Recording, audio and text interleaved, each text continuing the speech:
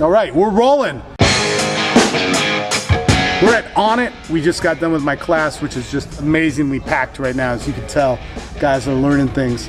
But so hey, we were talking about alpha males because we hear about all this in men's development constantly about what an alpha male is.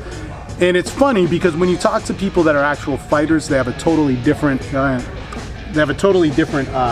perspective on this. And don't get me wrong, and within the fighting community, there's a lot of its own issues. So I don't want to talk about it like it's the end all be all. But an alpha male in nature gets killed very quickly and gets replaced, and it's a constant struggle, and it is a short-lived life.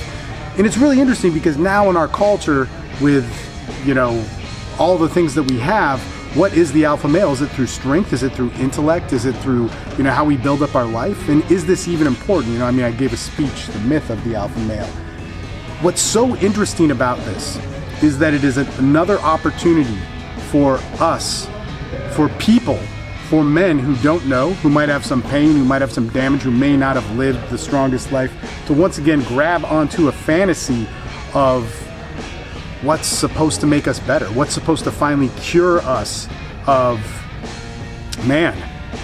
not being a pussy, or not being somebody strong, or not making the right decisions about women, or being belittled by somebody. What's so interesting about this whole fighting thing is that, you lose a lot. And how you get good stops being about winning and losing. And don't get me wrong, winning is really important, and when you do it, it makes you feel good about yourself in all these different ways. But in order to get there, you lose a lot.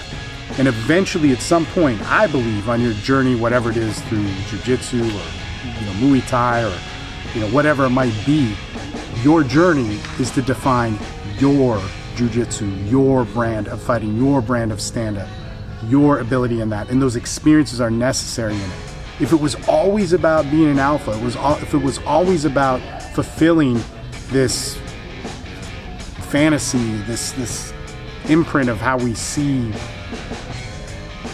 biology, we would die off pretty quick. And it's just a funny irony to look at. If you want to look at what survives most and has the best success rate for survival in biology, it's the middle. It's never being too high. It's definitely never being too low. It's who can stay in the middle of the pack, who can not ruffle the feathers, and who could live off of whatever the ecosystem is there. You know what? That's probably not a bad idea, but that's a terrible idea to somebody who's been belittled, abused, or has some damage inside their head. And that's where the real freedom's gonna get to you. Anyway, we're out of here. Pretty good? Not bad? We gotta do it again.